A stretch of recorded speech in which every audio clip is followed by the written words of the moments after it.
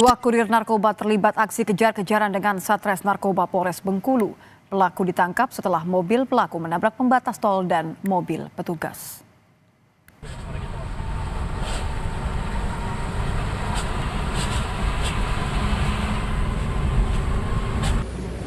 Aksi kejar-kejaran anggota Satres Narkoba Polres Bengkulu dengan dua kurir narkoba terjadi di tol Bengkulu Taba Penanjung. Aksi tersebut terhenti setelah mobil pelaku menabrak pembatas tol dan mobil petugas. Ketika ditangkap, polisi tidak menemukan barang bukti narkoba dari tangan pelaku. Namun dalam pemeriksaan, pelaku mengakui bahwa narkoba yang dibawanya dibuang saat pengejaran berlangsung.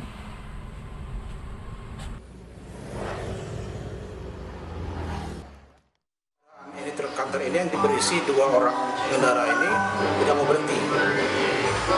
berhenti, kita hadang di depan. Rupanya mereka ini sebelum kita tanyain sudah merasa grogi ataupun sudah parno akan dilakukan penangkapan, tetapi tidak mau ditangkap hingga menabrak dua mobil kita.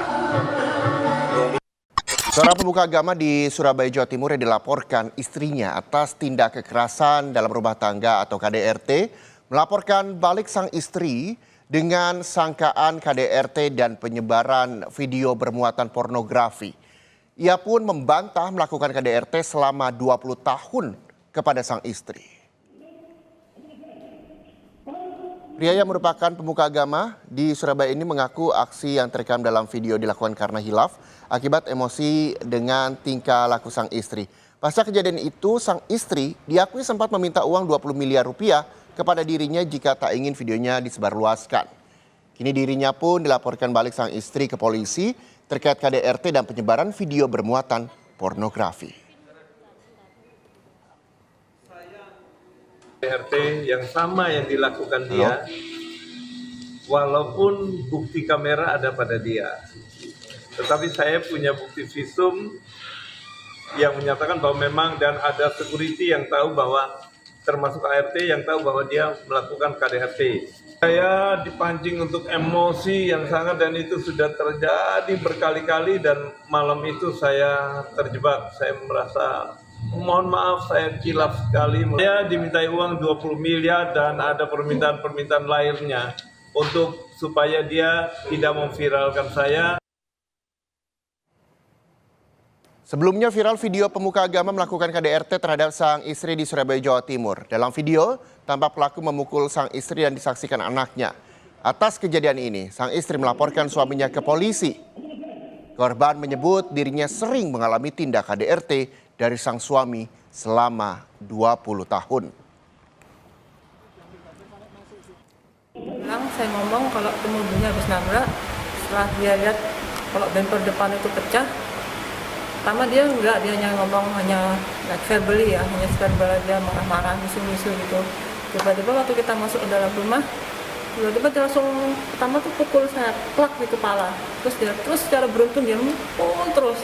Padahal saya sudah nggak ngelawan, saya juga sudah bilang sakit, tapi dia teruskan pukul terus sampai terakhir bawa pisau. Terus sebelumnya juga sempat pukul saya dengan pipa besi, sampai anak saya juga dipukul.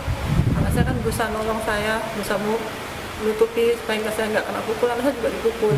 Jadi ada rekamannya juga, CCTV ada. Itu perkaranya apa? Dia sering pukul? Hanya karena waktu itu dia marah-marah, mungkin dia agak kesulitan uang. Berita pilihan lain, saudara, awas jambret kalung anak. Seorang anak perempuan menjadi korban jambret perhiasan di Kota Cimahi, Jawa Barat. Aksi pelaku terekam CCTV dan viral di media sosial.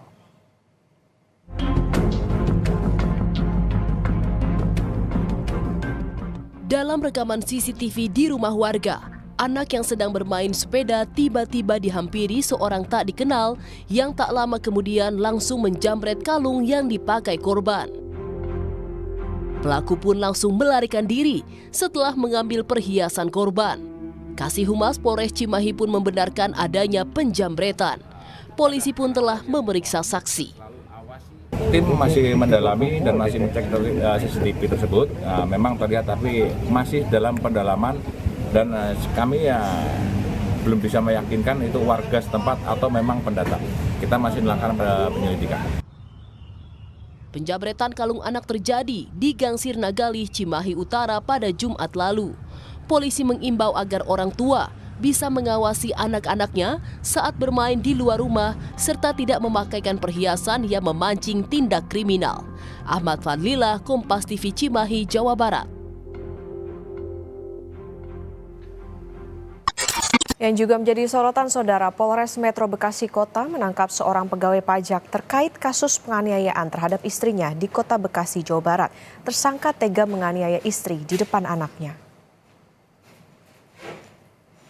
Dari rekaman CCTV, tersangka melakukan tindak kekerasan kepada istrinya yang sedang menggendong anak di rumahnya. Tersangka tega menendang dan memukul korban hingga mengalami luka memar di tubuhnya. Usai kejadian, tersangka langsung ditahan polisi di Mapolres Bekasi Kota. Ia diancam pasal kekerasan dalam rumah tangga dengan ancaman hukuman 5 tahun penjara. Ya, berdasarkan data Saudara FAF ini telah ditahan oleh Satreskrim Polres Metro Bekasi Kota karena diduga melakukan tindak pidana kekerasan fisik dan atau kekerasan psikis terhadap korban saudari MAT. Korban merupakan istri sah dari tersangka FAF. Yang bersangkutan ini benar Pak, pegawai ASN di DJP Pak, pajak. Informasi dari penyidik benar, ya. Di salah satu kantor di Jakarta Barat, ya, di daerah Tamburan. Yang juga menjadi sorotan, Saudara, seorang warga menemukan jenazah pria di parit sawah di Sukabumi, Jawa Barat. Polisi langsung menyelidiki dugaan pembunuhan dalam peristiwa ini. Jenazah pria tanpa identitas pertama kali ditemukan oleh seorang warga yang sedang memperbaiki parit di area persawahan di Kampung Cimanggu, Kecamatan Cibadak, Sukabumi, Jawa Barat. Di lokasi kejadian terdapat sebuah jaket berwarna merah dan kaos berwarna hitam bergaris putih. Jenazah kemudian dibawa ke rumah sakit untuk dilakukan otopsi.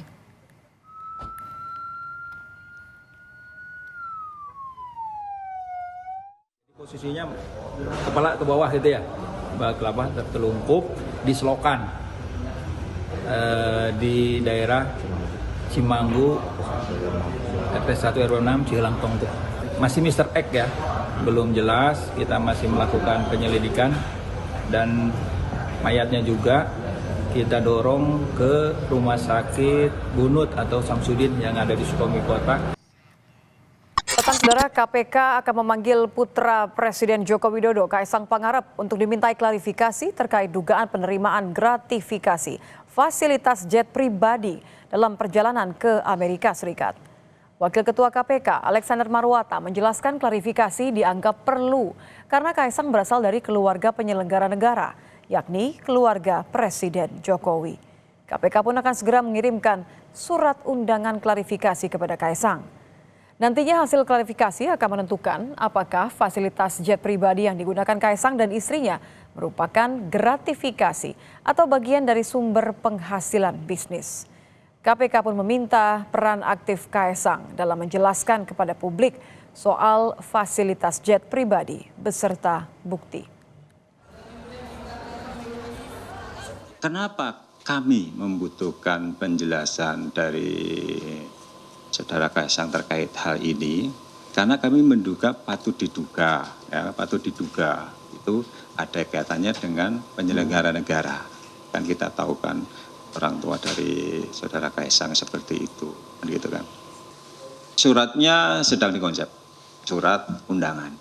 Ya, terserah nanti apakah akan saya nggak tahu posisi yang bersangkutan saat ini ada di mana.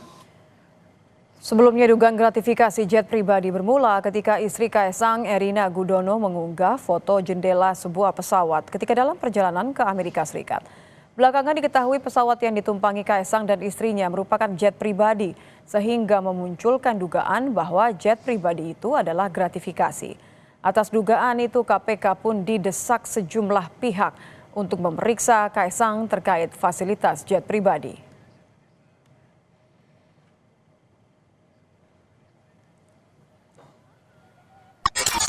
Informasi berikutnya, Saudara, seorang tahanan baru kasus narkoba di Rutan Kelas 1 Cilodong, Depok, Jawa Barat meninggal dunia usai dikeroyok sesama tahanan. Polisi sudah menetapkan 6 narapidana sebagai tersangka.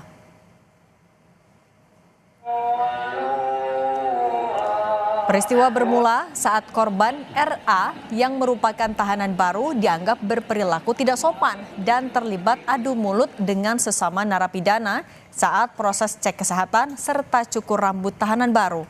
Korban kemudian dikeroyok oleh tahanan lainnya dan mengalami luka parah hingga meninggal dunia. Polres Metro Depok sudah menetapkan 6 narapidana yang terlibat pengeroyokan sebagai tersangka.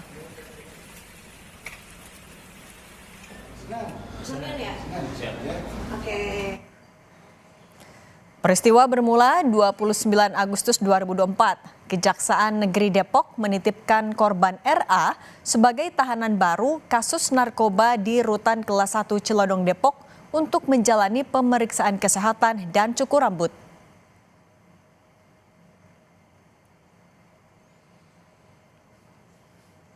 Berselang 1 jam saat di ruang kesehatan dan proses cukur rambut, korban RA justru berperilaku tidak sopan dan terjadi adu mulut dengan sesama tahanan.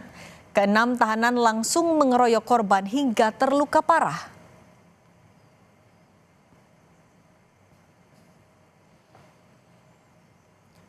Korban RA langsung dibawa ke Rumah Sakit Primaya Cilodong, Depok karena terluka parah usai terlibat pengeroyokan sesama tahanan. Tak lama kemudian, pukul 19:45 waktu Indonesia Barat, korban dinyatakan meninggal dunia di rumah sakit.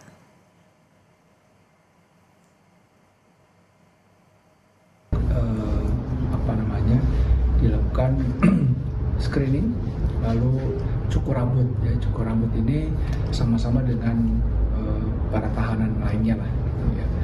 Nah, rupanya di situ ada selisih paham, gitu, sehingga mengakibatkan korban ini dikeroyok oleh tahanan lainnya. Sorotan lain, Saudara, seorang pelajar berusia 14 tahun warga Kota Galuh, Kabupaten Serdang Bedagai, Sumatera Utara, tewas ditembak orang tak dikenal.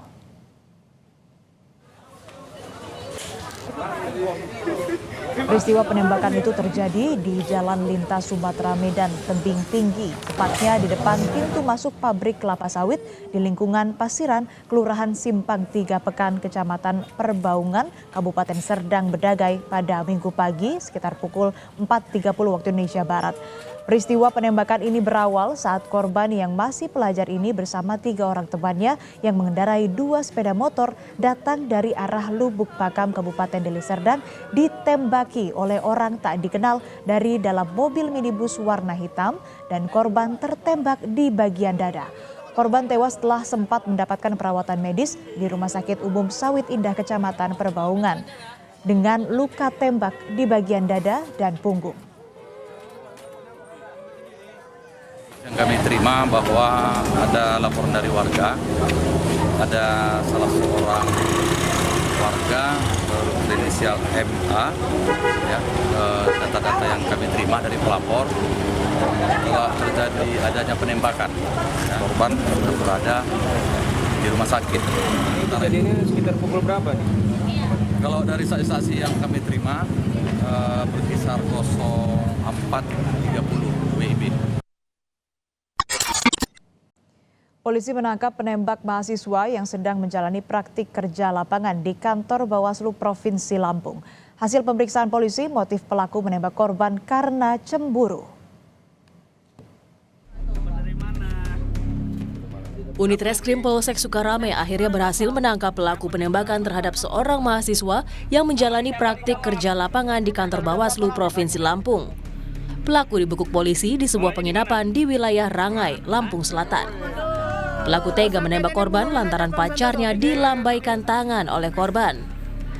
Dari pelaku, polisi menyita barang bukti 1 pucuk airsoft gun beserta peluru gotri. Saat penangkapan, polisi juga menemukan sejumlah paket narkoba jenis ganja dan sabu siap edar dari pelaku yang ternyata merupakan bandar narkoba. Yang bersangkutan melakukan penembakan terhadap korban. Ini didasari atau dilandasi motif bahwa ada kontak pelaku dengan teman wanita. Ada kontak korban dengan teman wanita pelaku, ya sehingga menimbulkan kecemburuan, maka yang bersangkutan melakukan penembakan dengan pistol shotgun dan satu peluru mengenai lengan dari korban.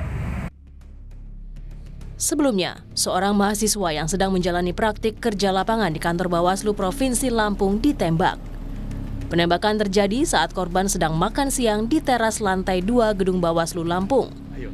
Dari 2 kali tembakan yang dilepaskan pelaku, 1 diantaranya mengenai tangan kiri korban hingga terluka. Roma Afria Idam, Kompas TV, Lampung. Seorang karyawati stasiun pengisian bahan bakar di Cianjur, Jawa Barat menjadi korban pelecehan pelanggan. Aksi pelecehan terekam di media sosial dan viral. Kurang dari 24 jam pelaku pun ditangkap.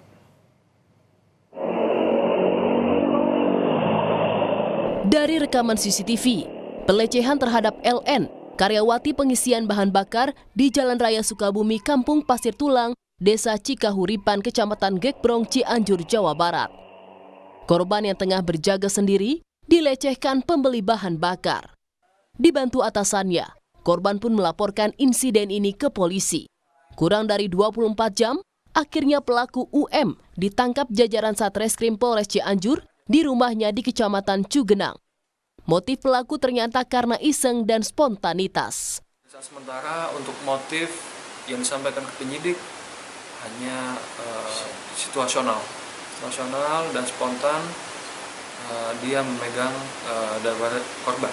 Dari hasil pemeriksaan ada saling kenal atau tidak kenal? Dari hasil pemeriksaan tidak saling mengenal. Untuk kondisi korban saat ini tentunya dia malu dan trauma juga terkait kejadian tersebut. Namun demikian kita juga memberikan pendampingan terkait nanti mungkin ada pemeriksaan baik psikologis ataupun yang lainnya. Akibat perbuatannya, pelaku terjerat pasal tentang tindak pidana pelecehan seksual dengan ancaman hukuman 4 tahun penjara. Anggariadi, Kompas TV, Cianjur, Jawa Barat. Berikutnya, saudara, sebuah mobil dirusak warga lantaran melarikan diri usai menyerempet 2 sepeda motor di Malang, Jawa Timur. Ketakutan jadi sasaran amuk warga, 3 penumpang mobil bersembunyi di dalam pos satpam.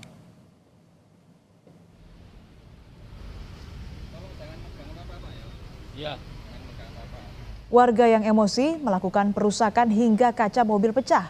Peristiwa berawal saat mobil yang berasal dari Lampung ini melaju menuju Mojokerto. Namun saat di kawasan Karangploso, mobil yang ditumpangi 4 orang itu menyerempet 2 motor dan melarikan diri. Warga yang emosi kemudian mengejar dan menghentikan mobil hingga akhirnya melakukan perusakan.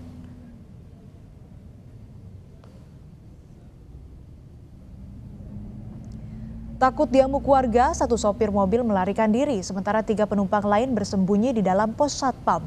Ketiga penumpang mobil kemudian dibawa ke kantor polisi dan dites urin.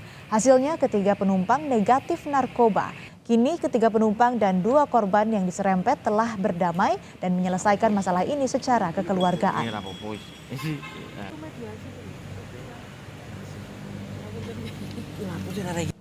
Saudara, tahanan kasus narkoba di Rutan Cilodong, Depok, Jawa Barat tewas setelah dikeroyok 6 narapidana. Korban mengalami luka di tubuhnya.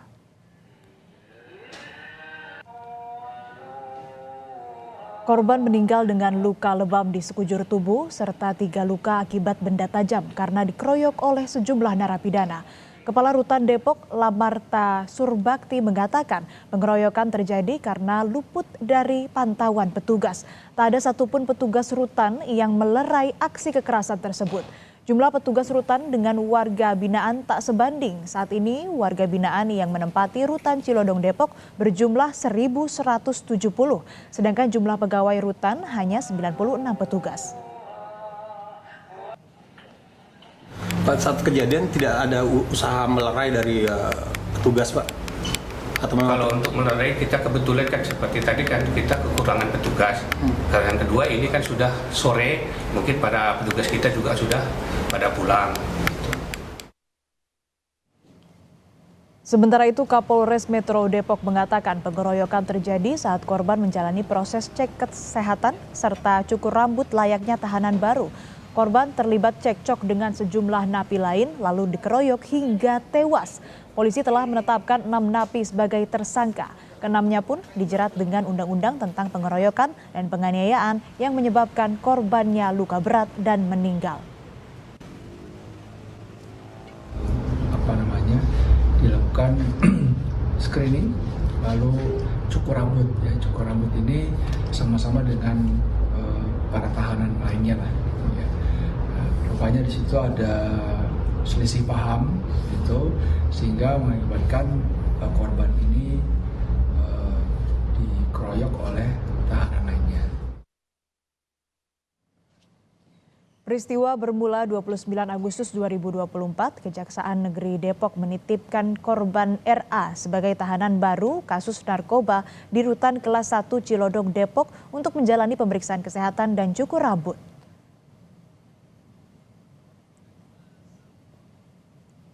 Berselang 1 jam saat di ruang kesehatan dan proses cukur rambut, korban RA justru berperilaku tidak sopan dan terjadi adu mulut dengan sesama tahanan. Keenam tahanan langsung mengeroyok korban hingga terluka parah.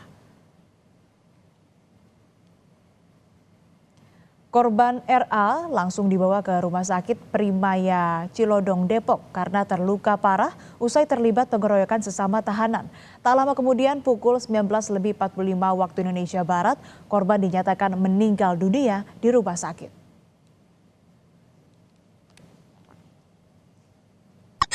Berita pilihan selanjutnya, saudara, emosi anak bunuh ayah. Seorang anak tega membunuh ayah kandungnya di desa Kesugengan Kidul, Cirebon, Jawa Barat. Diduga pelaku emosi saat ditegur sang ayah lantaran menganiaya adik perempuannya.